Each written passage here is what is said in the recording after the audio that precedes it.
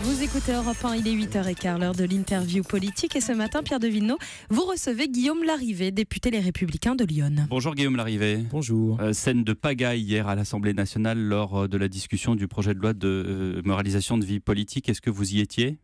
Oui, j'ai assisté effaré à ce bazar, qui était d'ailleurs assez prévisible. L'Assemblée nationale est désormais majoritairement composée de clones aussi inexpérimentés que brouillons. C'est d'ailleurs un spectacle assez triste que donne cette majorité, à la fois aux ordres de l'Élysée et très incertaine dans son fonctionnement. Philippe Gosselin disait dans le sujet proposé par William Galibert dans le journal, il disait assez la phase d'apprentissage, on est en train de réglementer, de faire la loi, de voter la loi.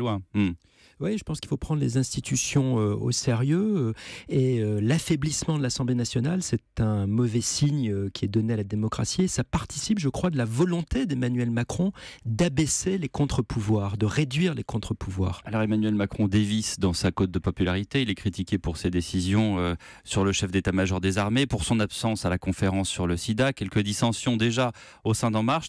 Dites donc, c'est du pain béni pour vous, pour l'opposition à près de 100 jours. Pas encore 100 jours.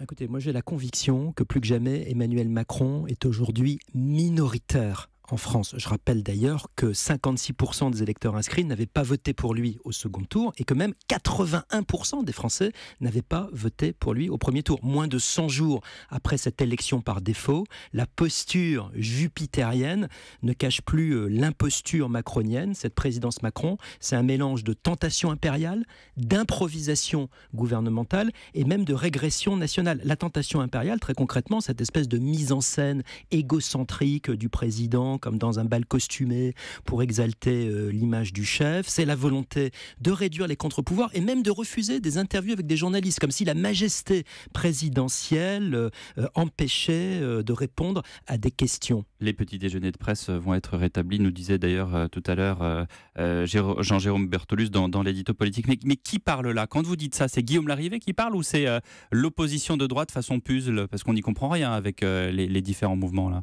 Moi, je crois à l'avenir d'une droite libre et indépendante. Je ne suis ni soumis à M. Macron, ni allié à Mme Le Pen. J'ai d'ailleurs, vous savez, voté blanc au second tour de l'élection présidentielle. Je l'assume complètement parce que je ne suis pas aujourd'hui complice des fautes d'Emmanuel Macron et je suis totalement libre, je vous le dis, Pierre de Villeneuve, pour assumer une vraie opposition en toute liberté. Vous avez voté blanc, ça veut dire que vous avez donné la chance à Marine Le Pen de passer au second tour. Non, j'ai fait le choix de la liberté et de l'indépendance. Ça déplaît parfois au petit tribunal médiatique, mais ça a été approuvé par le suffrage universel lorsque les électeurs de ma circonscription ont validé mon choix. Tribunal médiatique, ça s'appelle le Front républicain, Guillaume Larrivé. Je ne crois pas du tout à un pseudo-front républicain qui consisterait à mélanger la carpe et le lapin. Je crois à l'avenir d'une droite libre et indépendante et je pense qu'il faut non pas seulement d'ailleurs afficher de nouveaux visages, mais il faut construire l'avenir de la droite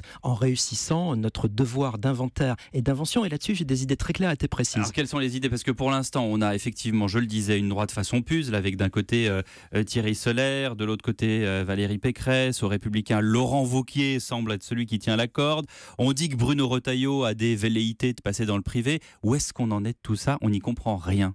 Moi, j'ai 3 lignes rouges qui sont, je crois, les conditions du succès de la droite nouvelle. Premièrement, je ne crois pas du tout à des petites initiatives personnelles désordonnées, à la création de mini-partis dans tous les sens. Je crois au contraire à la nécessité de rebâtir les Républicains de l'intérieur, en travaillant avec tous les élus, tous les parlementaires, toutes les fédérations. Premièrement. Deuxièmement, je crois que nous devons et nous pouvons être un grand parti populaire d'opposition et de proposition qui ne va pas chercher à nouer des petites alliances politiciennes avec tel ou tel apparatchik, mais qui va s'adresser à tous les Français, y compris Pierre de Villeneuve, je vous le dis, aux Français qui n'ont pas voté pour les Républicains en 2017, qui se sont abstenus ou qui auraient voté pour le Front National ou pour Debout la France. J'allais vous le dire, l'opposition, c'est pas vous aujourd'hui, c'est soit la France Insoumise, soit le Front National. C'est ça l'opposition d'aujourd'hui. Nous sommes le premier parti d'opposition par le nombre de députés, mais nous devons évidemment reconstruire ce grand parti moderne, ouvert sur les idées de demain, qui ne se contente pas de radoter des slogans, de rabâcher les programmes d'hier ou d'avant-hier, qui va échanger avec le monde intellectuel, qui va s'appuyer sur les acteurs de l'économie, qui va travailler avec les autres partis de gouvernement en Europe et ailleurs. Ça va prendre non pas seulement quelques semaines ou quelques mois, je vais même vous dire que je ne crois pas du tout que la droite nouvelle puisse être reconstruite par un homme ou une femme providentielle. Je crois que c'est un vrai travail d'équipe qui est nécessaire, qui prendra au moins un an, et nous en parlons cet été. Tout le monde pense ça. Dans tous les think tanks, j'allais dire, de droite, tout le monde pense ça. Vous n'êtes pas le seul à vous dire on va travailler, on va faire un projet. Heureusement d'ailleurs. Heureusement qu'on n'est pas les seuls à penser cela, mais il y a parfois des initiatives personnelles désordonnées. Moi, je crois à la force du collectif. Qui fait des initiatives désordonnées? Je ne vise personne, mais je lis comme vous les dépêches et je vois que certains sont tentés de créer leur mini-trucs dans leur coin, des petites chapelles, des mouvements divers et variés. Des noms. Moi, je parle en tout cas avec tous ceux qui s'intéressent à l'avenir, et notamment, je parle avec Laurent Wauquiez, qui je crois s'inscrit dans une démarche collective, et nous devons définir ensemble cet été la meilleure organisation collective. Donc la droite, c'est Laurent Wauquiez ou Laurent Wauquiez? Non, pas du tout. Nous sommes nombreux à pouvoir nous exprimer, à débattre, à essayer de préparer l'avenir. Laurent Wauquiez a de grandes qualités, et je vous l'ai dit, nous parlons cet été pour définir ensemble la meilleure organisation collective. De bonnes nouvelles quand même pour Emmanuel Macron sur le front du chômage, notamment, ça baisse? Non, hélas, ça se stabilise à un niveau extrêmement élevé qui fait que la France a l'un des tristes records de chômage structurel et de chômage de masse. Je crois d'ailleurs que la loi travail, que je n'ai pas votée, n'est pas la panacée. Elle comporte un certain nombre de dispositifs d'assouplissement du Code du travail, mais elle comporte aussi aucune mesure en faveur du pouvoir d'achat des ouvriers, des salariés. Et je crois qu'il y a beaucoup d'injustice sociale dans ce texte. Et là-dessus, vous rejoignez d'ailleurs quelques critiques de la France insoumise. Sur la moralisation de la vie politique, Guillaume Larrivé, certains députés ont voulu faire sauter ce qu'on appelle le verrou de Bercy, ce monopole du fisc des poursuites pénales en matière fiscale. C'est une bonne ou une mauvaise chose ? C'est un sujet totalement secondaire. D'ailleurs, dans ce projet de loi, il y a un peu tout et son contraire. Il y a des mesures utiles, mais il y a aussi des sottises. Par exemple, je voterai en faveur de l'article qui prévoit des notes de frais pour les parlementaires. Ça, c'est le bon sens, ça pose pas de difficulté. Mais je le dis, je m'oppose à la suppression... Plutôt que d'avoir une enveloppe en amont, hein, c'est ça? Oui, on le rappelle. On peut avoir un système de notes de frais, il n'y a aucun problème là-dessus. Je m'oppose en revanche, je le dis, à la suppression de la réserve parlementaire. Et là, je le dis comme député des villages de la Puisée. C'était un dispositif très utile, totalement transparent, qui permettait par exemple de financer une maison pour les malades du cancer, de soutenir des associations locales faisant un travail bénévole remarquable. Par ailleurs, je continue à plaider pour d'autres mesures, comme par exemple la suppression du Conseil économique et social. Voilà, parce que c'est un organe qui ne sert strictement à rien, qui coûte très cher. On dit ça du Conseil économique et social, on dit ça du Sénat. On peut s'interroger dans la durée sur le fonctionnement des institutions. Moi, je n'ai sur le aucun Sénat aussi, tabou. du coup.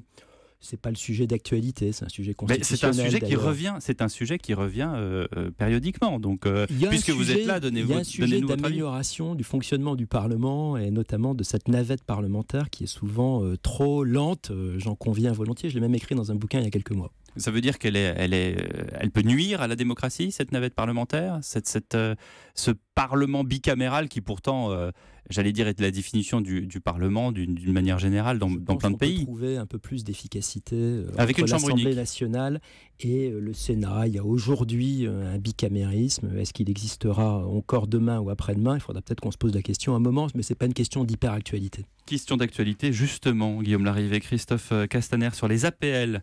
Le porte-parole du gouvernement dans Le Parisien ce matin dit assumer la brutalité du retrait des 5 € mensuels, mais dit-il, il s'agit de trouver 4,5 milliards pour respecter les 3%.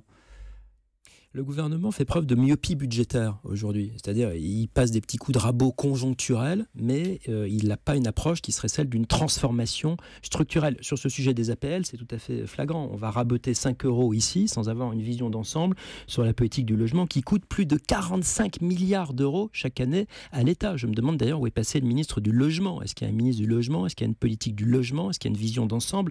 Même chose sur un autre sujet encore plus important. On assiste aujourd'hui à un véritable désarmement régalien régalien de l'État. Alors que la France est menacée par l'international djihadiste, le président prive en 2017 de 1,5 milliard d'euros, non pas seulement les armées, on en a beaucoup parlé à juste titre avec le général de Villiers, 850 millions d'euros, mais aussi le ministère de l'Intérieur, 526 millions, et la justice, 160 millions. Je crois que c'est une vraie faute contre la nation, et c'est surtout une vision de court terme. Il y a de la myopie budgétaire, il n'y a pas de vision de long terme sur ce que doit être l'État. Pour moi, l'État, il doit se concentrer sur ses missions régaliennes de protection de la France et des Français. Guillaume Larrivé, on vous sait très proche de l'ancien président Nicolas Sarkozy. Qu'est-ce qu'il pense de tout ça, d'Emmanuel Macron d'un côté, et puis aussi du renouveau de la droite ?